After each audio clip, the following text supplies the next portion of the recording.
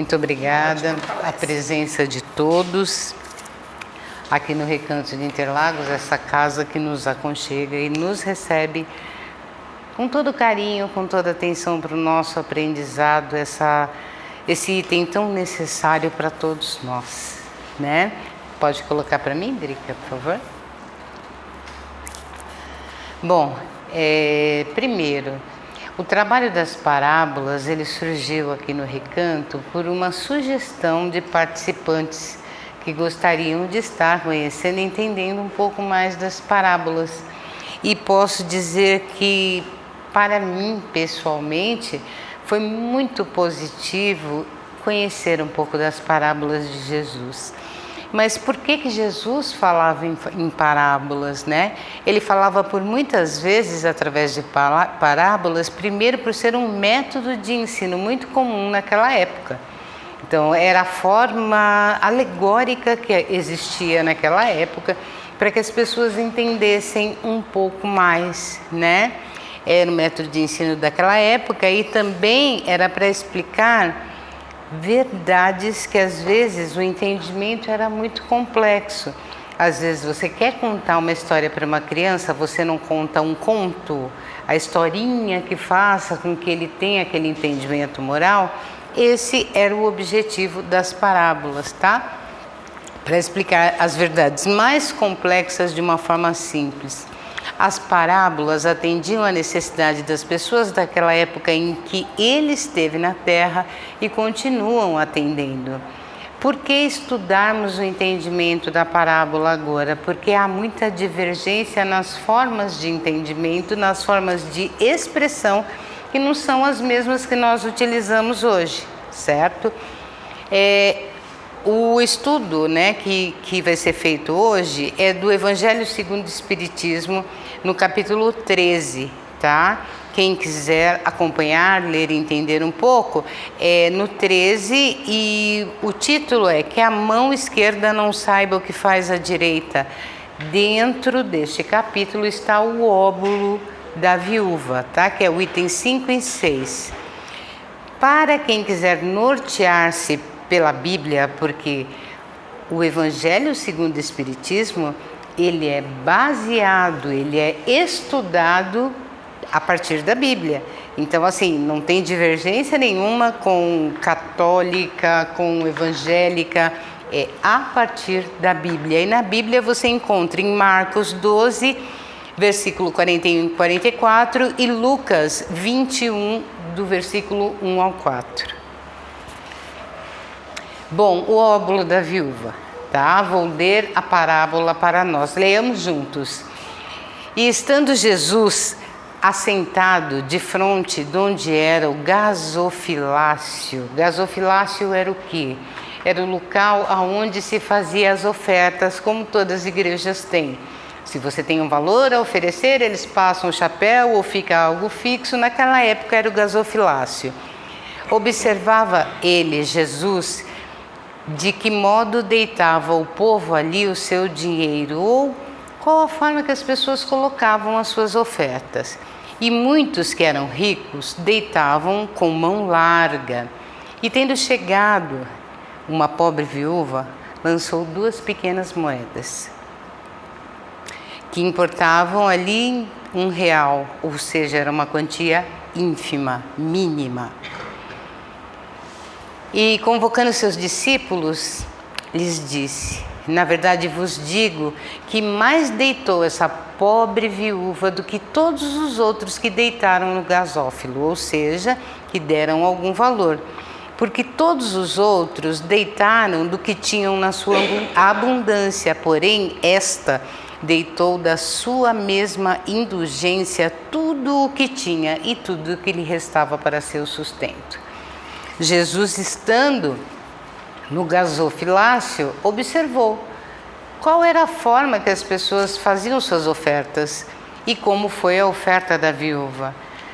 A oferta dela foi mínima e ele aponta, ele demonstra, ele deixa claro que a pequena quantidade que esta viúva ofereceu tinha ali um peso muito maior diante da espiritualidade do que qualquer enorme valor que algum dos ricos tenha colocado. Hoje em dia, nós observamos que existe a questão da caridade. Você pode virar para mim, Drica, por favor?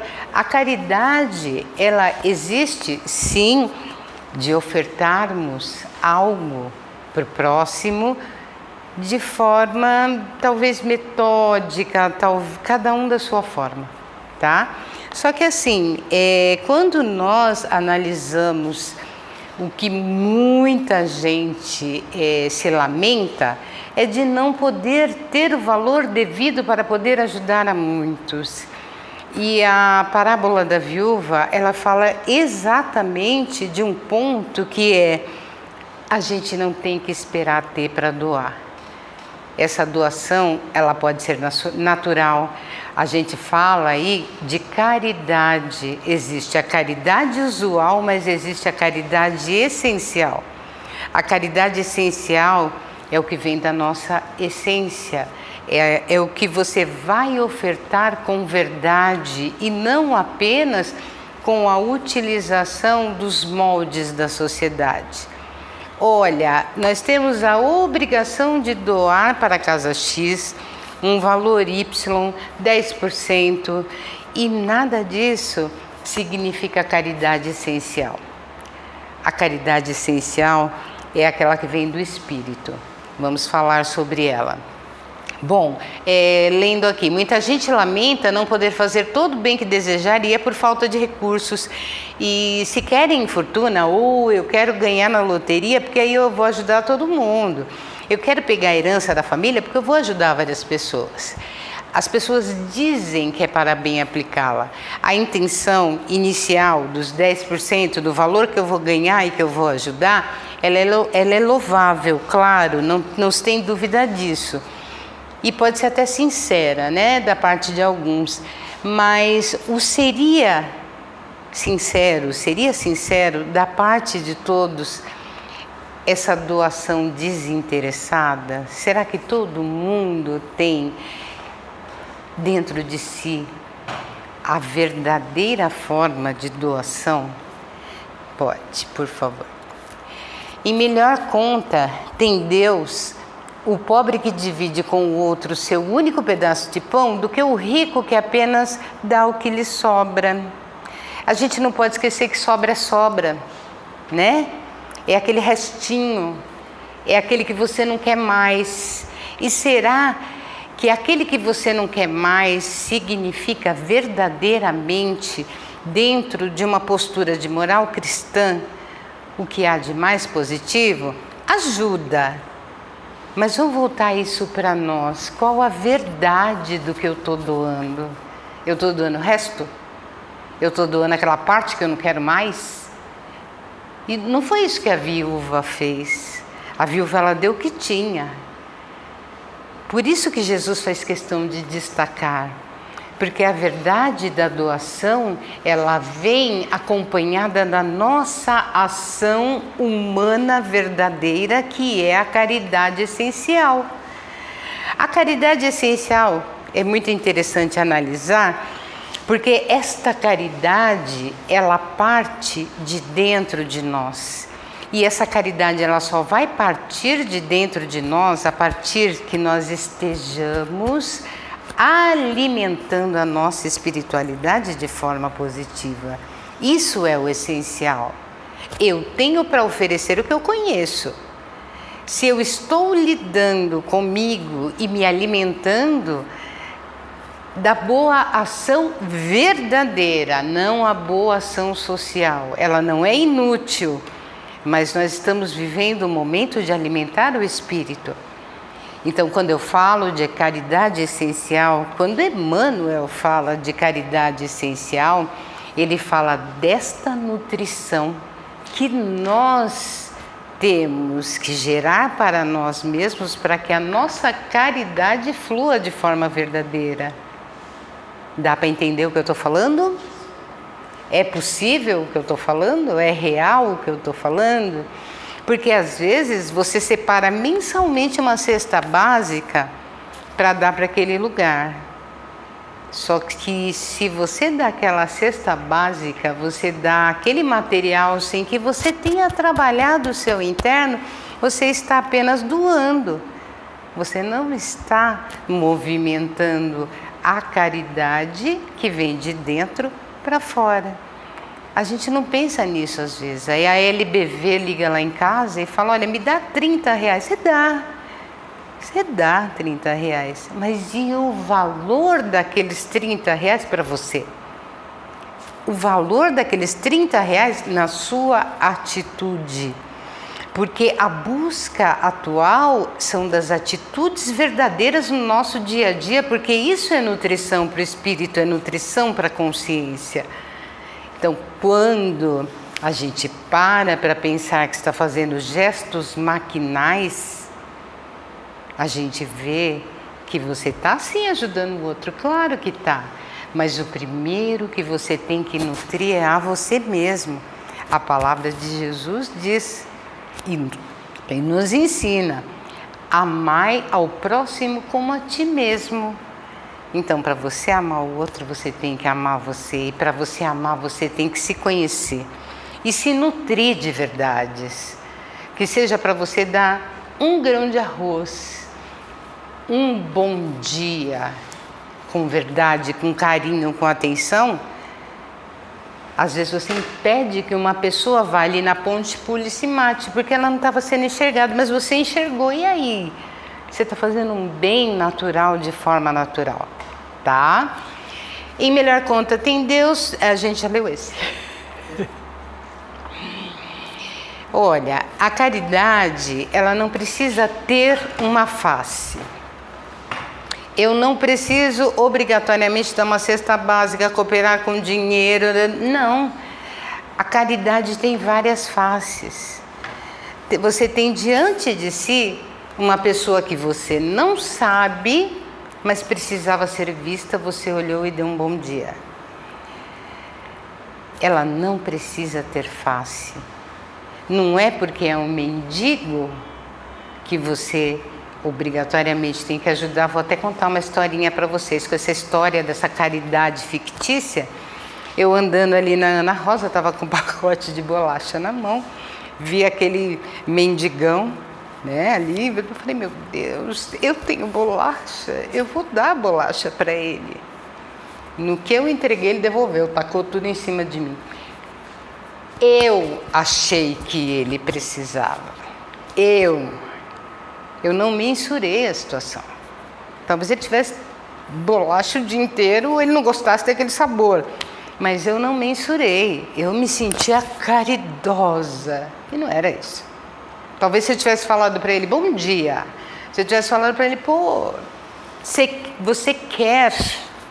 Não, eu me dei o trabalho de dar e tomei um banho de bolacha. Então isso é muito relativo. A gente tem que pensar no que a gente tem de verdadeiro para oferecer. Eu não ofereci a bolacha de mentira, mas eu também nem quis saber o que ele queria. Entendeu? Assim, você não querer saber o que o outro quer ou precisa, algumas vezes a gente não vai saber. Algumas vezes você vai olhar para a pessoa, nós temos aqui psicólogas que sabem disso, você vai olhar para a pessoa e um abraço impede. Você pode até tomar uns tapas também, né? Não sei lá. Mas assim, as ações de caridade, elas são variadas, elas não são únicas e específicas. Eu dei tudo que tinha no meu armário. Peraí, a sua caridade não vai ser caridosa com você daqui a pouco. Você tirou tudo que tinha no seu armário. Quando você tiver fome, sabe o que você vai fazer? Dei tudo para aquela pessoa. Aí sabe o que você vai fazer? Estragar a sua caridade, porque você vai ficar com um sentimento de necessidade e a gente nunca pode dar tudo de si para o outro, porque você vai ficar sem. E se você está sem, a sua dor, a sua tristeza, a sua necessidade não vai te permitir ter um sentimento completo de caridade. Aí, quando você falou disso, quando essa ação é feita assim, né, você bondoso, quando ele está estudando algumas coisas que não é aquilo que você nutre, você está fazendo um trabalho social. Exato. Você não está sendo caridoso. Exato. Porque a caridade é algo que você nutre. Exato. Quando você dá daquilo que você nutre, você não está esperando nada em troca. Exato. Nenhum reconhecimento, né? O que a gente busca, esses tempos, nós somos trabalhadores da última hora. Nós estamos vivendo tempos que, se estão difíceis, ficarão mais difíceis. E se nós não tivermos a estrutura trabalhada por nós, dentro dos ensinamentos dados por Jesus, porque Ele é o cara, Ele veio para ensinar a gente. E se a gente não pegar estes ensinamentos e colocar no nosso dia a dia, vai ficar bem difícil para enfrentar as próximas batalhas que vêm por aí. Na parábola de sábado a gente comentou, olha o que o povo está vivendo lá no sul. Só que lá tem necessitados, mas também tem pessoas que têm o espírito alimentado para auxiliar umas às outras. Porque, gente, 1 litro d'água a R$80 não é brincadeira. Não é brincadeira. Tem esses exploradores de tragédia, né? Sempre vai ter. Só que assim, se você tem a sua estrutura embasada, trabalhada, mas não é para o fulano ver. É para você sentir, vivenciar e exteriorizar. Não é porque a minha vizinha disse ou o meu professor. Não. É porque na sua estrutura, para você nutrir a sua espiritualidade, é você com você mesmo. E não vamos esquecer que nenhum de nós não sabe das coisas. Todos nós sabemos o que é certo e o que é errado. Nós ficamos, às vezes, com o discernimento meio embaçado por essa matéria, mas que nós sabemos o que é verdade. A verdade trazida desde muitos tempos, nós sabemos. E não vamos também ser, qual a melhor palavra para dizer isso? Falsos com a gente mesmo. A gente sabe que cínicos. Muito obrigada. Se nós estamos aqui, há um motivo, tem alguma coisa para consertar. Falando besteira, seu Érico?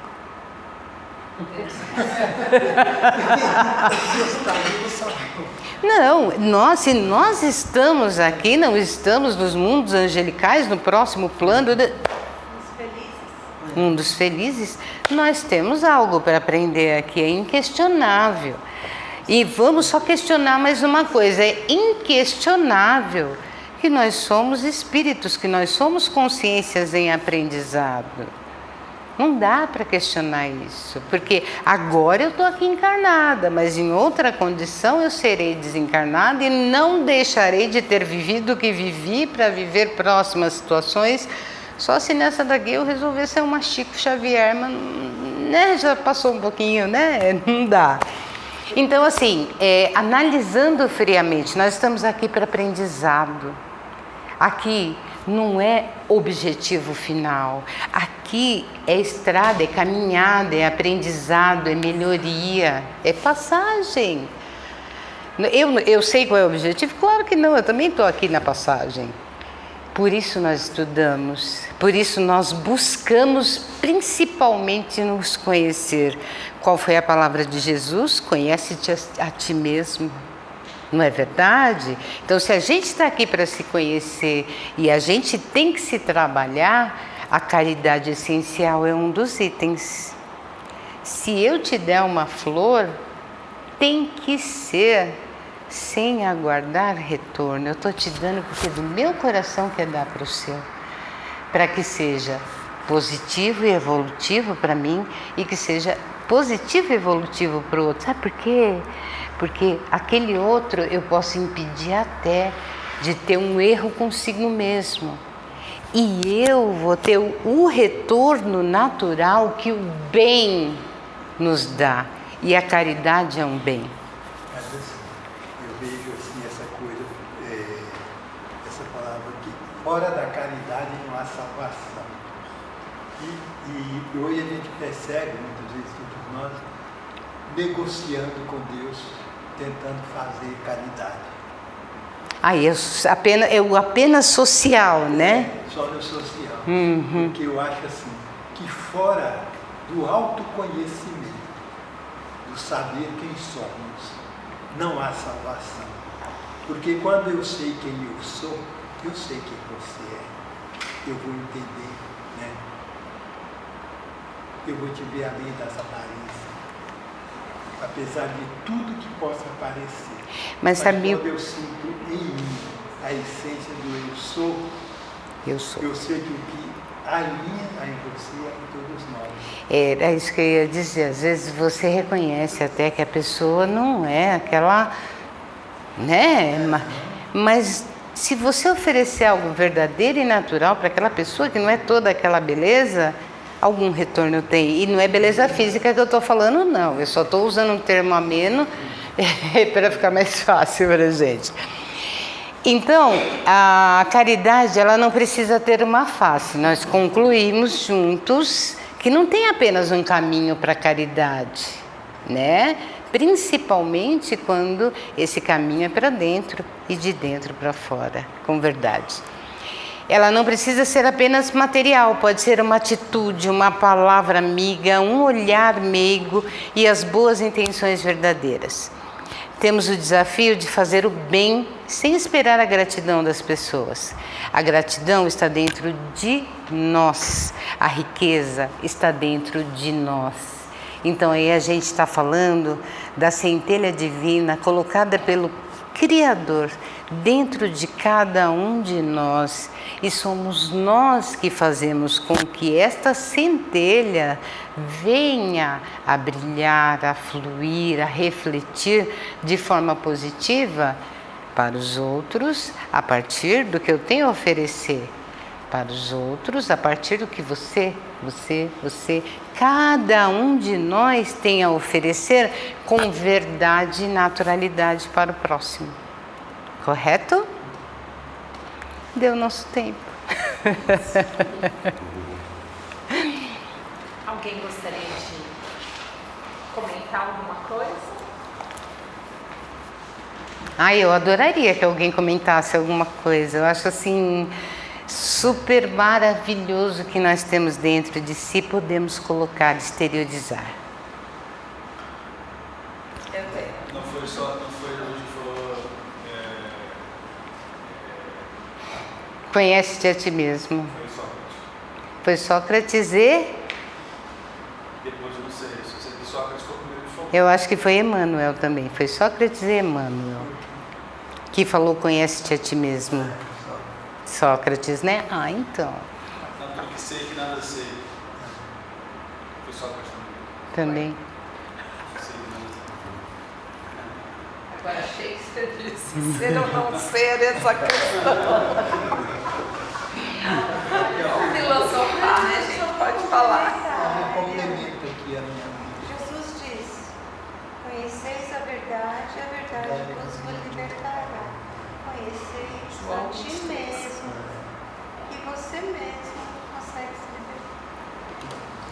libertar. Ambos complementos. Aquela moça de preto quer complementar também. Agora, né, com as coisas que estão acontecendo no Sul, a gente fala muito sobre isso, né? Sobre doação, caridade, o que fazer, o que não fazer, onde fazer. E aí isso dá um pouco de... Eu sou psicóloga também, e a gente fala muito sobre assistencialismo, né? A psicologia social, ela vem no embate, né?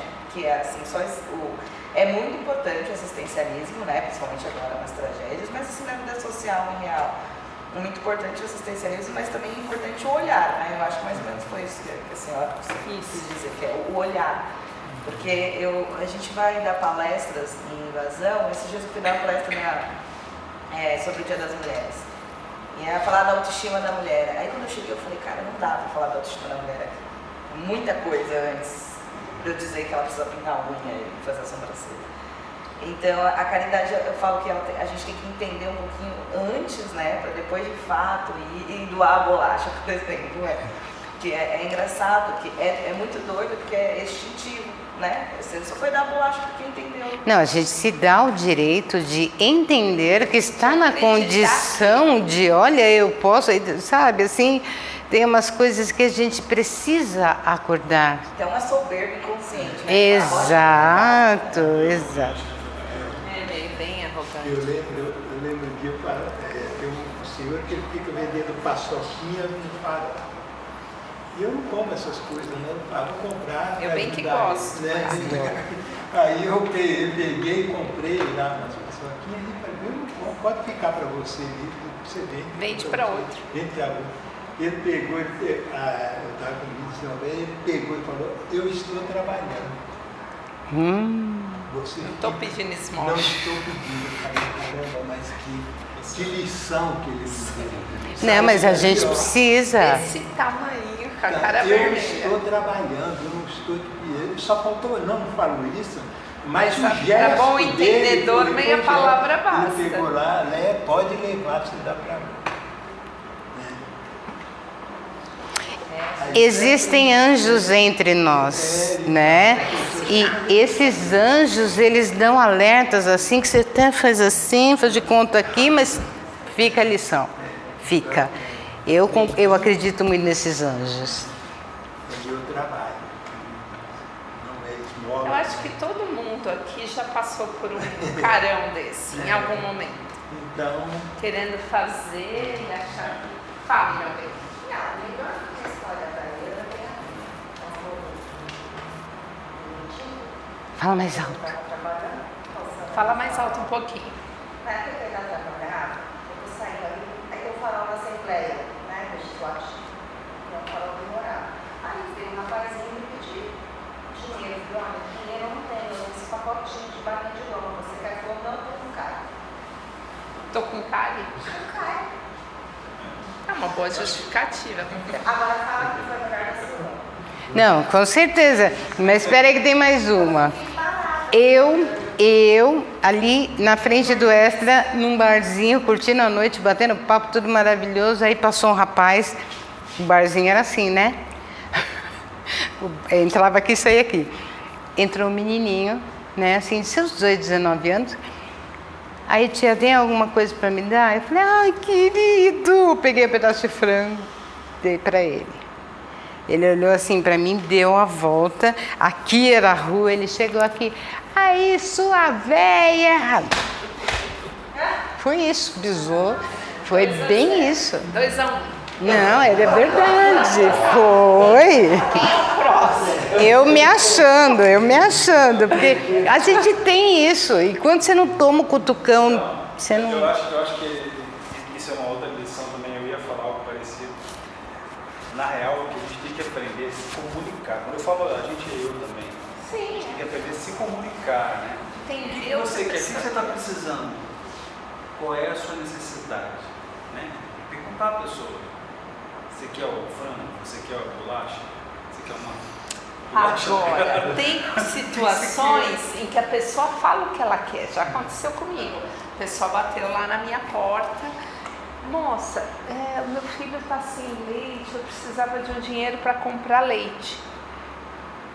Gente, verdade, desde que imitaram Pix, cartão, eu não tenho dinheiro, não ando com dinheiro. Idem. Nem pro ladrão, né? Diz que a gente tem que ter um dinheirinho pro ladrão. Se um dia ele me pegar, eu tô lascada, mas eu não conto que isso vai acontecer, então tá tudo certo. E aí eu falei assim, um minutinho, fui lá na minha despensa, ela falou que queria leite.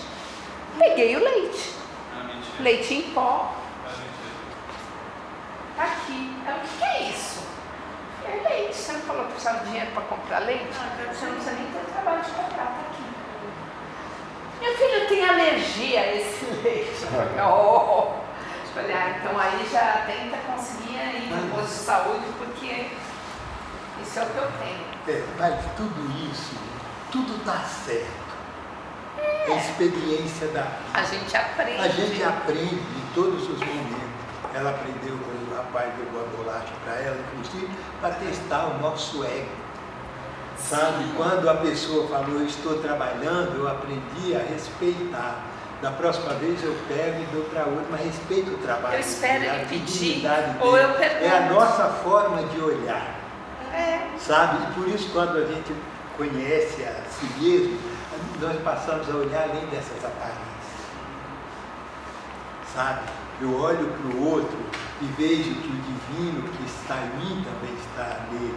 Que as possibilidades que estão em mim também estão Também nele. está. Né? Não, gente, eu, por exemplo, a gente faz de tudo. Quando a gente está passando por algum problema, você tenta de tudo, né? Você busca ajuda aqui, ali, enfim. E eu fui num velório, vou contar um caos que eu sou boa nisso. No Natal, vocês viram, a gente contou muitos causos. Como é que é? A marcha e as histórias tenebrosas. Não, foi um caso, eu vou contar para vocês, tem a ver com o espiritismo. Eu fui no enterro de um ex-diretor nosso aqui, estava lá, foi no cemitério de Santo Amaro. E eu estava numa fase com muitos problemas. E aí terminou lá o velório, eu saindo meio triste assim, né, do cemitério, pensativa. E aí eu comecei a ver um monte de plaquinha, obrigado pela graça, obrigado pela graça. Eu falei, gente, o que é isso? Aí eu fui seguindo as placas, obrigado pela graça. Aí eu cheguei num negócio enorme ali dentro do cemitério, um mausoléu do Bento do Portão. Alguém já ouviu falar? Já. Aí eu falei, cara, quem é essa pessoa, né? Mas tinha tudo, eles construíram tudo cheio de plaquinha, obrigado pela graça. Eu falei, estou no lugar certo, né? Vou resolver minha vida aqui, vou conversar com esse Bento do Portão. E aí, eu confesso que era tantos problemas que eu nem sei qual que eu pedi para ele me ajudar. Mas eu negociei. Eu falei para ele, eu falei, olha... E aí eu li a história dele, que ele dormia na porta do cemitério e um dia ele amanheceu. Encontraram ele morto ali na porta do cemitério, aí os vizinhos gostavam muito dele, compraram um túmulo e enterraram ele lá. E a partir daí ele começou a fazer milagres. As pessoas iam, pediam e alcançavam a graça. Tanto que tinha placa e tudo para lugar. Falei, vou resolver pelo menos a minha vida. Os meus problemas, ele vai me ajudar. Aí eu fiz lá, né? Orei bastante, pedi. Falei, olha, me ajuda. E o que eu posso te dar em troca, talvez, não sei, nem sei se é isso que a gente deve fazer, eu nunca soube pedir. Porque eu sou orgulhosa, não peço, eu tenho que pagar com alguma coisa, de algum jeito. Eu vou aprender. Você viu que até na hora de morrer eu estava negociando aqui, que eu aconteceu. Eu quase morri, aí eu fiquei, vamos negociar antes, não é assim, você vai me levar sem eu resolver algumas coisas. E aí eu falei para ele, olha, eu me comprometo para o resto da minha vida. Eu já não fazia isso, não ia ser difícil cumprir. Qualquer pessoa que bater na minha porta pedindo comida, seja a hora que for, eu vou dar um jeito de alimentar aquela pessoa, independente de qualquer coisa. Daí, porque em outras situações anteriores, eles falam, pô, não sobrou nada, já não tenho nada, não dá tempo de eu fazer. E é pessoas que estão na rua, não adianta você dar. Eu vou te dar um pacote de feijão. O cara vai fazer o quê com um pacote de feijão? Ele está com fome. E aí hoje eu me viro nos 30. Espera aí, vamos ver o que dá para pôr no micro-ondas, que dá para fazer rápido. E aí eu vim embora, né? Até comentei com a minha sogra, né? Falei, olha, tem um milagroso lá, eu pedi uma ajuda, vamos ver se vai funcionar. Ele não estava em casa, estava eu, minha sogra e as crianças, eram, sei lá, perto de meia-noite, toca a minha campainha. E eu abri a porta, né, fiquei escada, olhei, pois não, moça, eu tô com muita fome, eu aguardo um minutinho. E fui para a pessoa, você está louca? Como assim? Você vai lá no portão, ó, se ele tiver com uma arma, com uma faca, ele vai querer entrar aqui. Ele está me pedindo comida. Eu sei, mas isso não é hora de me pedir comida. Eu falei, a fome não tem hora, né? Vai saber se ele não está pedindo desde a hora, sei lá que horas que ele está sem comer. E aí eu fui na cozinha, preparei, a minha sogra morrendo de medo. Ai, meu Deus, que perigo. E eu fui, coloquei numa embalagem que eu tinha lá, descartada, talher, tarará. Fiz o prato, fui lá no portão, entreguei para ele. E muito obrigado. Vai com Deus, bom apetite. E voltei, eu falei, tá vendo, dona Ana? Ela estava nervosa. E fui na janela, porque a minha casa é numa descida. E aí, de frente da minha casa, da minha janela, eu não vejo quem está no meu portão, mas eu vejo quem está do outro lado da rua. E eu entreguei para ele, ele atravessou a rua. Eu imaginei, ele vai sentar lá do outro lado para comer, né? Aí eu entrei falando com a minha sogra, abri a janela, cadê o moço? Não, mais lá. Ele atravessou a rua. E atravessar a minha rua, tem uma rua assim em frente, você vê, não tem como. Você acha que era o Bento? Não, agora eu sei a parte. E aí, ok, o cara foi embora e eu fiquei intrigada. Eu falei, como será que é esse dentro do portão, né? No dia seguinte, conversando com uma amiga no escritório, eu contei. Ela falou, você sabe que minha mãe, ela é de espírita, ela é de Umbanda e ela recebe o bem do portão lá no centro. Eu falei, como assim? É muita coincidência, né? Aí eu falei assim, você sabe como ele era?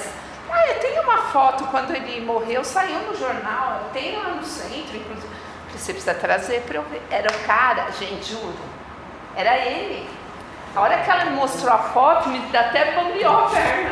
Ele falou, vou lá ver se é verdade que ela me falou. Gente. Agora vocês vão perguntar, ele fez a parte dele? E eu vou responder, não sei, porque eu não lembro o que eu pedi. Eu tenho mania de fazer promessa, ficar 1 ano sem comer doce. Quando chega lá no final, deu certo, não sei, não lembro por que eu fiz a promessa. Eu tenho esse problema. Melhor escrever, né? Eu tenho esse problema, mas ok. Deve ter dado certo, se deu para tanta gente, né? E ele foi lá na minha porta comprovar. Mas, gente, são histórias que aconteceram comigo. Isso é real. Você cumpriu a palavra, você deu. Eu dei. Tá vendo? Eu falei, pelo menos ele veio aqui ver se eu ia fazer e eu fiz. Ai, que medo. Isso é um fiz daqueles dias que a gente tá cansado, não quer fazer. Sempre quando bate alguém lá, não tem negócio. Pode ser a hora que for. Eu cumpro pro resto da vida. Alguém tem uma história mais assustadora que a da Célia? Não. Não, eu não achei assustadora, mas Eu imagino. Meu Deus. Suave. Eu acredito na espiritualidade, mas não vem não. Pode ficar onde você está. Não. Eu gostei da experiência. Pra quem assistiu Sobrenatural, isso daí é coisa pra contar na creche. Eu nasci, né? Gente, é isso. Alguém mais gostaria de comentar? Contar um caos? Às Posso vezes contar o meu? Ixi, não é do filme, né? É real? Tá bom. Minha mãe faleceu, meu pai ficou super mal, foi ao médico durante 2 meses, ninguém sabia o que era. Aí, um dia, nesse período aí que tinha outros exames de sangue para tirar, etc., uma enfermeira falou assim, olha, o senhor tem que passar com o médico fulano de tal. Mas eu já passei com o outro, não, passa aquele médico. Naquela época, alguém lembra daquele plano de saúde chamado Health? Era plano dos anos 80. E a base deles era ali do lado do Borba Gato. Nós fomos para lá, passamos com um tal médico. O médico entrou, olhou e tal, falou, o senhor pode sentar. Começou a escrever. Ah, o senhor está com esse problema, o senhor está com esse problema, o senhor está com esse problema. Falou, estou, como é que o senhor sabe? O senhor acredita em Deus? Não acredito. Então eu vou dizer uma coisa para o senhor. O senhor precisa procurar uma benzedeira ou um pessoal, como ele falou na época, espírita kardecista, para você tomar uns passes. Falou, mas o que eu estou sentindo? O senhor está com uma depressão. E o seu problema é espiritual. O senhor perdeu uma pessoa muito próxima. Médico bom esse. Ele era médico e já era Médico. Aí ele falou, se o senhor não souber de ninguém, não conhecer nenhum lugar, tem um parelheiro, que ele falou na época, e depois falou sobre o semeador aqui, naquela época. Então é espírito. E o meu pai, como tinha feito faculdade, né, ele ia meio cético na coisa. Né? Falei, pai, vamos lá. Você já foi, já passou no médico, mas te orientou isso. Aí ele falou assim, só que tem um detalhe, antes de vocês irem, faça uma oração em casa e peça uma mensagem de paz para o seu pai. Beleza. Passou uma semana, a minha ex-esposa falou, Marcelo, eu sonhei com a sua mãe. Ela vai escrever. Ela escreveu de olhos fechados, no escuro, e eu só coloquei a folha. Ela escreveu a carta, aí eu virei a folha e ela escreveu do outro lado, no papel sulfite. Ela parou e falou assim, agora eu vou dormir. No dia seguinte, 7 horas da manhã, eu falei, e aí, tudo bem? Tudo bom? Você lembra o que aconteceu? Ela falou, não, o que aconteceu? Eu falei, a carta que você escreveu. Era a mensagem de paz que o médico falou. A mensagem era o espírito da minha mãe, que só tinha coisas escritas ali, que só meu pai sabia, passou para o meu pai. Pegou a carta, dobramos, a consulta na mesma semana. Aí o médico falou, pastor, tá bom, não sei o que, tá. E a carta, o senhor já recebeu, já leu? Caramba! Ele falou, peraí, doutor, o que está acontecendo?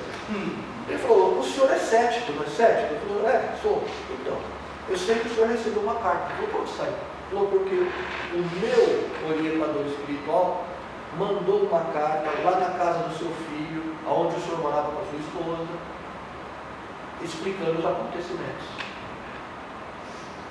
E aí ele entregou a carta, leu a carta, o médico leu a carta, meu pai desabou de chorar. Falou, o senhor pode ir para casa, o senhor não tem mais nada. O senhor vai ter os seus problemas normais, de pressão, de pico, Claro, de idade. da idade, tudo normal. Mas o que estava te atrapalhando no seu tratamento, acabou. Mas isso... Esse médico ainda é vivo? Não sei, nunca mais. É que, né? Vai que a gente pode ir lá, porque... Para você ter uma ideia, a minha mãe morreu em 91, meu pai veio morrer em 2014. Os números dele estavam alterados devido a esse problema, estabilizou. Mas gente, o emocional por isso que a gente tem aqui os tratamentos espirituais, psicológicos, é tudo, né? E físicos, a gente tem que olhar tudo, todos os nossos corpos, né? A gente tem o corpo físico, o corpo espiritual, o perispírito, tem muita camada para tratar, né? A gente é que nem uma cebola, tem que ir descascando, tirando da frente. E é isso, gente. Obrigada pela palestra, adorei.